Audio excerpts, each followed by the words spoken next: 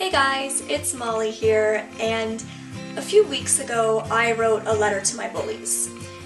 And I posted the video online. It was called Dear Bullies. I'll link it down below in case you haven't seen it. And for me, writing that was really empowering, but it was also a time where I really reflected on my journey with bullying and the things that helped me along my journey. And I thought it might be helpful for some of you if I could share my tips that helped me overcome bullying to maybe help you or a loved one in your life that's struggling. And start that dialogue and have you guys share your own tips and your own experiences, and so we can just all be a community and come together, be strong, help each other through this. Because I think bullying is something a lot of us experience, whether it be in childhood or adulthood, whether you be on the side of being the victim or the side of being the bully, a bystander. I think we all connect with this topic, and I think it's a really important one to talk about and to be open about and share. So before I get into my tips about bullying, I wanted to share a bit more about my actual personal journey with bullying. So, growing up as somebody who was partially sighted, I struggled a lot with getting bullied. And that led me to switching schools for grade 6. I left the school I was in for grade 5 and went to a new school for grade 6. And honestly, grade 6 was a fantastic year in terms of friends. I had a really solid group of girlfriends, and things were pretty good. But unfortunately, support for my vision loss wasn't there. And so I ended up switching schools again for grade 7. And grade 7 was also a great year. I had another great group of friends. I felt really accepted. I seemed to be well liked, and it was going well. But as some of you might know if you watch my videos, due to my eye disease, retinitis pigmentosa, I ended up losing a large chunk of my vision during the summer between grade 7 and 8, and continued to rapidly lose vision throughout grade 8. And as I lost more of my vision, I was also losing my friends. These girls that I had grown to be so close with and had such a bond with just seemed to not really accept me anymore. And it was really difficult. I don't want to get into too many of the details, but it was really hard. It was definitely much more severe bullying than the bullying I had been experiencing when I was younger.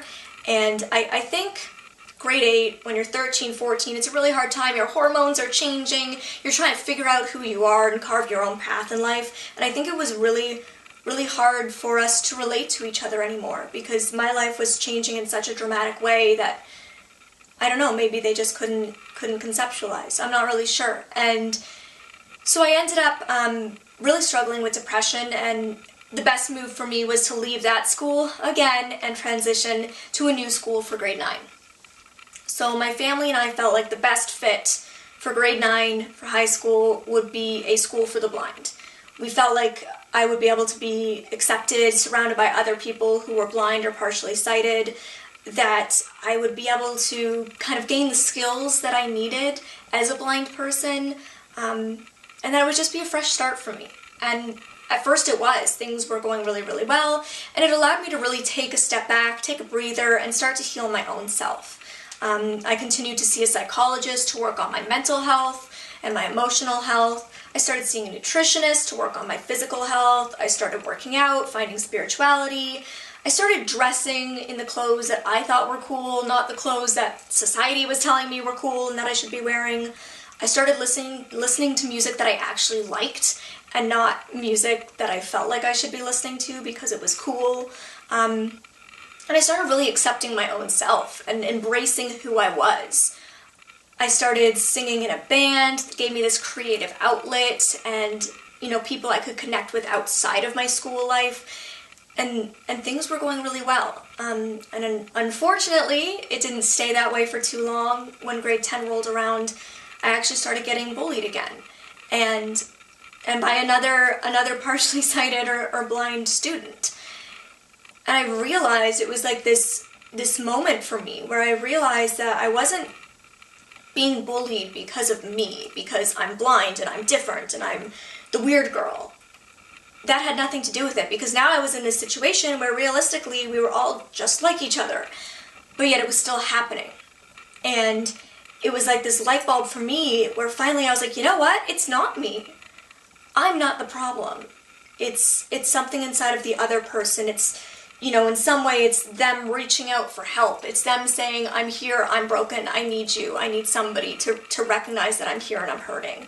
And my only way to reach out is to hurt somebody else. And I ended up taking, you know, all the evidence I had. There was some online bullying, so I printed out everything from online, and I went to my principal, and, you know, I kind of felt like I was just done from running. I had switched schools multiple times because of this, and I was just done running from it. I actually wanted to try and see if I could face this head on and deal with it. My principal ended up calling the two of us into the office. We sat down and we had an hour-long discussion where we really went through everything she thought and felt, everything I thought and felt, and we realized that so much of what she was bullying me about was misconceptions. Things that she might have thought about me that were actually so far from being true. And it might surprise some people, but we sat at lunch together that day in the cafeteria, and we continued to talk. And we actually started to bond. We realized that we actually really like the same clothing stores, and we like a lot of the same bands. And we realized that we thought we were such different people, but when you broke it down, we had these ways of connecting with each other. And to this day, we're actually friends. We still talk on Facebook. We see each other every now and then. We're able to reach out and help and support each other when we need it. And I'm really glad that happened. And it taught me to face things, you know, to not run. And when you reach out for help, you'll be amazed at how many people can actually be there to support you. At the end of grade 10, I actually ended up switching schools again. I know. This time it wasn't because I was trying to escape anything. I was actually leaving this school in a really positive state of mind. It was going to be a really positive move for me. I was feeling empowered. I was feeling like I had all these skills in place now. I was feeling like a new person. And I was ready to transition out of this kind of blind bubble that I had been living in at the School for the Blind to the real world again, where not everybody else is blind. So I went to a regular high school in my local community. And for my grade 11 and 12 year, I had great friends. I was very fortunate. I made some great connections at that school, but the bullying did continue. I would have kids throwing garbage and food at me in the hallways at lunchtime, yelling things out, watch out blind girl, that kind of thing, or even like sticking their leg out to try to trip me if they were sitting on the floor. And one day at lunch, I vividly remember this. My mom was at school with me because we had a meeting with one of my teachers. And we were walking down the hallway together, just chatting away. And a group of boys was sitting against a wall in the hallway. And when they saw me coming, they grabbed their empty fry container that was filled with ketchup, and they kind of flung it along the floor, like pushed it out at me, and I ended up stepping in it. And they started hollering and yelling, and they're like, oh, we got her, she stepped in it, and they were laughing at me. And that was the first time, you know, my mom had seen the looks girls would give me. She had seen them whisper about me, but she had never seen such like a physical thing where somebody was very obviously trying to be mean or trying to do something to laugh at me about. And that mama bear in her came out. She was so upset to see this. But then she looked at me and she realized that, you know, I didn't need her to stand up for me, because it didn't, in a way, it didn't faze me. What they were trying to do to me, it didn't get that reaction out of me that they so desperately wanted. I would just kept going, because I just felt like I was so confident. I just had this confidence in me from all of that work that I'd put in, all of that healing I went through. It built up this confident woman who really felt empowered. I felt like I was passionate and driven, like I was going somewhere in life. And these people weren't going to stop me on that path from where I was going. I was not going to let them pull me down again like I had let people do in the past.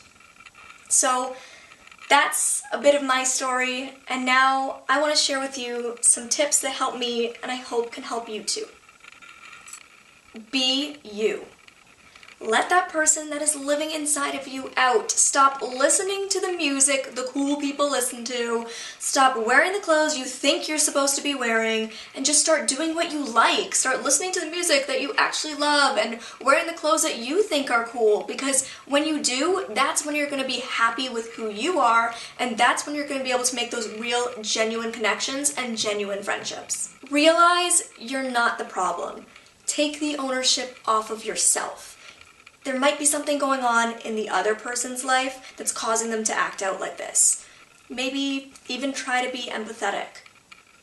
Don't run from your problem. Deal with it before it gets even worse. Reach out for help. It doesn't necessarily have to be an authority figure. Just find that person you can trust and feel comfortable sharing with. Find connections. Look outside your small school community into your larger community. There's strength in numbers no matter where you find them. Heal yourself. Take time to meditate, read self-help books, watch self-help YouTube videos. Do what makes you feel calm. Discover a healthy outlet. Write your emotions into a journal or paint them onto a canvas. Go for a run. Find what works for you. Accept yourself.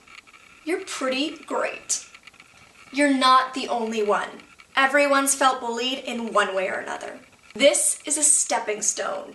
It will end, and you're going to move on to bigger and better things. I really hope you found some of these tips helpful. Please comment down below if you feel like there's some tips I've missed. Give this a thumbs up if you enjoyed it. Subscribe if you haven't joined the family already, and I'll see you next time. Bye, guys.